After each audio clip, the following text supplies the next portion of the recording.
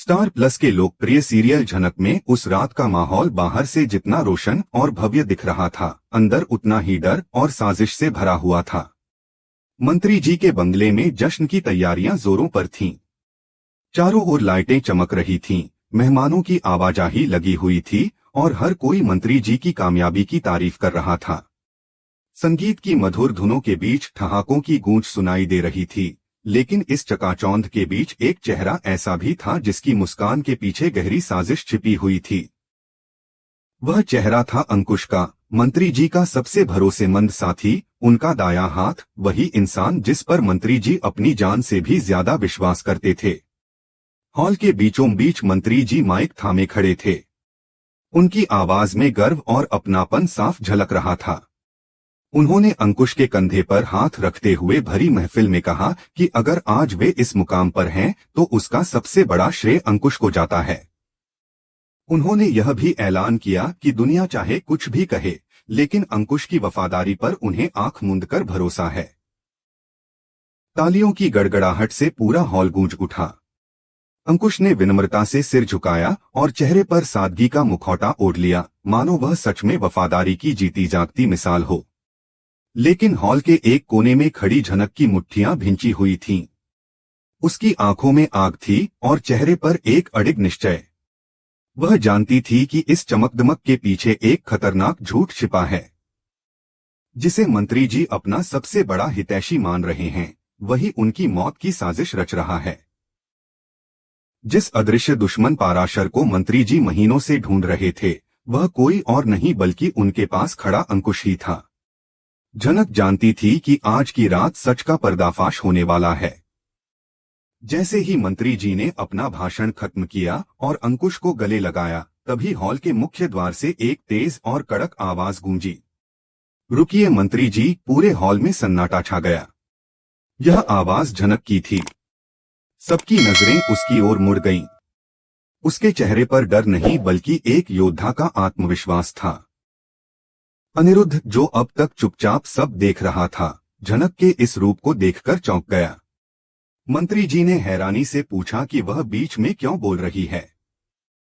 अंकुश ने तुरंत बात संभालने की कोशिश की और झनक को बीमार बताते हुए उसे बाहर भेजने का सुझाव दिया। लेकिन झनक अपनी जगह से नहीं हिली।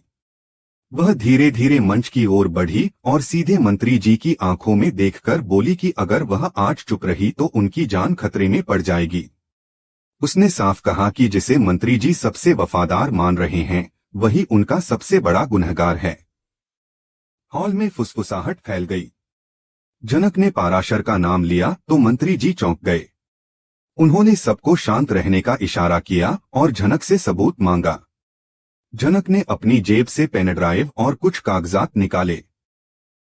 उसने याद दिलाया कि मंत्री जी के काफिले पर हुए हमले की जानकारी सिर्फ 2 लोगों को थी, एक खुद मंत्री जी और दूसरा अंकुश। फिर उसने एक ऑडियो क्लिप चलवाई। पूरे हॉल में अंकुश की आवाज गूंज उठी, जिसमें वह किसी से मंत्री जी को रास्ते से हटाने और पैसा ट्रांसफर करने की बात कर रहा था। रिकॉर्डिंग खत्म होते ही मंत्री जी का चेहरा सफेद पड़ गया। झनक ने आगे बताया कि पाराशर कोई और नहीं बल्कि अंकुश का ही कोड नेम है। उसने बैंक के दस्तावेज दिखाए जिनमें करोड़ों रुपए की हेराफेरी का सबूत था। मंत्री जी के हाथ कांपने लगे। उनका दर्द पैसे का नहीं, टूटे हुए विश्वास का था। अंकुश अब बेनकाब हो चुका था। वह पागलों की तरह हंसने लगा और कबूल कर लिया कि वही पाराशर है।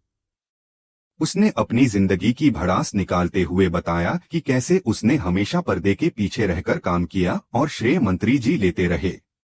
अचानक उसने पिस्तौल निकाल ली और मंत्री जी की ओर तान दी। हॉल में भगदड़ मच गई। झनक ने तुरंत पास रखा एक भारी फूलदान उसके हाथ पर दे मारा। पिस्तौल दूर जा गिरी और सुरक्षाकर्मियों ने अंकुश को पकड़ लिया। पुलिस उसे हथकड़ी पहनाकर ले गई। मंत्री जी ने कांपती आवाज में बस इतना कहा कि उन्होंने उसे भाई माना था और उसने पीठ में खंजर घोंप दिया। माहौल पूरी तरह बदल चुका था। झनक एक कोने में थकी हुई खड़ी थी। मंत्री जी उसके पास आए, हाथ जोड़कर उसका धन्यवाद किया और कहा कि उसने उनकी जान ही नहीं, उनकी आंखें भी खोल दी हैं। लेकिन सृष्टि को यह सब पसंद नहीं आया। उसने झनक पर इल्जाम लगाया कि उसने भरी महफिल में घर की इज्जत उछाली। तभी मंत्री जी ने सख्त आवाज में सृष्टि को चुप कराया और सबके सामने झनक के आगे झुक गए। उन्होंने ऐलान किया कि आज से यह घर जितना अनिरुद्ध का है उतना ही झनक का भी। अर्शी यह सुनकर बौखला गई, लेकिन मंत्री जी अपने फैसले पर अडिग रहे। उन्होंने झनक को विशेष सलाहकार बनाने की घोषणा की। झनक ने विनम्रता से पद लेने से इनकार किया और जाने की इजाजत मांगी, लेकिन अनिरुद्ध ने उसे रोका। उसने कहा कि खतरा अभी टला नहीं है और उसे यहीं रहना होगा। रात गहरी हो चुकी थी। झनक गेस्ट रूम की खिड़की से बाहर अंधेरे को देख रही थी। तभी अनिरुद्ध पानी लेकर आया। दोनों के बीच एक अजीब सी खामोशी और अपनापन था। अनिरुद्ध ने उससे माफी मांगी और उसके साहस की तारीफ की। झनक ने बस इतना कहा कि भरोसा कांच की तरह होता है, जुड़ तो जाता है पर दरारें रह जाती हैं। इसी बीच अर्शी वहां आ गई और तंज कसने लगी। झनक ने भी साफ शब्दों में उसे उसकी हद बता दी। अगली सुबह अखबारों में सिर्फ एक ही खबर थी कि झनक ने मंत्री की जान बचाई और साजिश नाकाम कर दी। प्रेस कॉन्फ्रेंस में मंत्री जी ने दुनिया के सामने झनक की तारीफ की, लेकिन जेल की सलाखों के पीछे बैठा अंकुश अब भी शांत नहीं था। उसकी आंखों में बदले की आग जल रही थी और उसे मिलने आया वकील किसी नए तूफान की शुरुआत का संकेत दे रहा था। जेल की दीवारों के भीतर बैठा अंकुश अब भी खुद को हारा हुआ नहीं मान रहा था। उसकी आंखों में हार की जगह बदले की आग थी। उसने झुकी हुई आवाज में वकील से पूछा कि क्या उसका संदेश सही जगह पहुंच गया है। वकील ने चारों ओर निगाह दौड़ाकर धीरे से सिर हिलाया और बताया कि बॉस बेहद नाराज हैं कि सारा खेल खुल गया, लेकिन उन्होंने यह भी साफ कर दिया है कि अब प्लान बी नहीं, उससे भी खतरनाक चाल चली जाएगी। यह सुनते ही अंकुश के चेहरे पर शातिर मुस्कान फैल गई। उसने ठंडे स्वर में कहा कि मंत्री तो बच गया, मगर अब निशाना वही नहीं रहेगा। अब वह लड़की उसकी आंखों में चुभने लगी थी। झनक, उसे ऐसा सबक सिखाया जाएगा कि वह अपनी बहादुरी पर खुद ही पछताए और इस बार हमला बाहर से नहीं बल्कि उसी घर के भीतर से होगा जहां वह खुद को सबसे सुरक्षित समझती है। इधर बोस हाउस के अंदर एक अलग ही तूफान उठने की तैयारी हो रही थी। सृष्टि अपनी बेइज्जती और जलन का बदला लेने के लिए धीरे धीरे दादी और पुराने रिश्तेदारों के मन में जहर घोल रही थी। वह बार बार यह जताने की कोशिश कर रही थी कि झनक ने मंत्री जी पर कोई जादू कर दिया है और कल को वह अनिरुद्ध को भी उनसे छीन लेगी। उसने दादी को डराते हुए कहा कि अगर अभी इसे नहीं रोका गया तो यह घर टूट जाएगा। दादी घबराकर पूछ बैठीं कि अब किया क्या जाए, क्योंकि मंत्री जी तो झनक पर आंख मूंदकर भरोसा कर रहे हैं। सृष्टि ने चालाकी से मुस्कुराते हुए कहा कि हर इंसान का कोई न कोई अतीत होता है और झनक के अतीत को दागदार साबित करना मुश्किल नहीं है।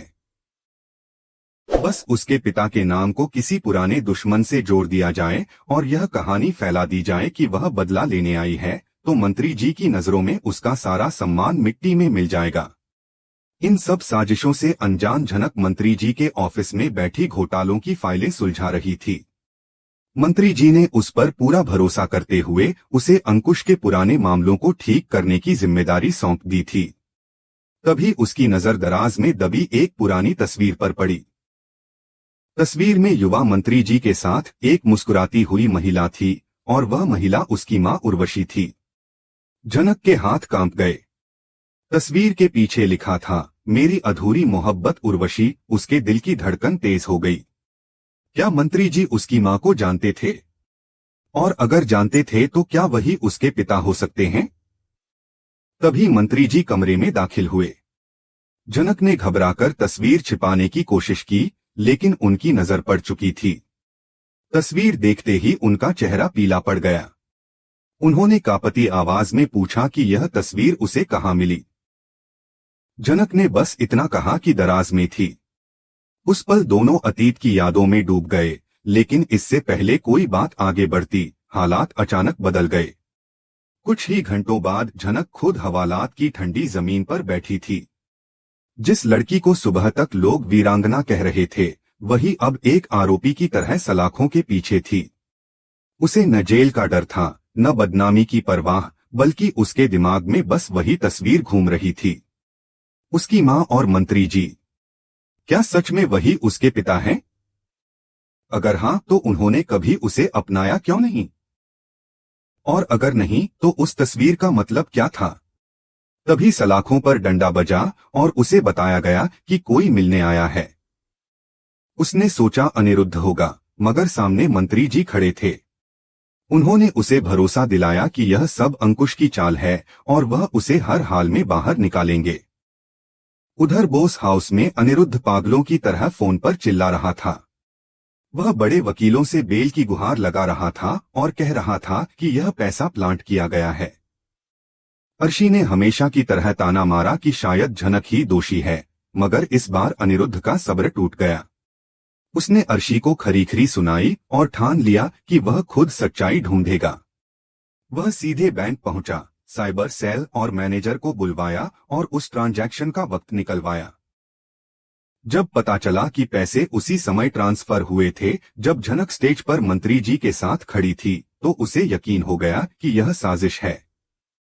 आईपी एड्रेस ट्रेस हुआ तो सामने आया कि पैसा पार्टी में मौजूद किसी प्राइवेट हॉटस्पॉट से भेजा गया था। डिवाइस का नाम एस आईफोन 14 था।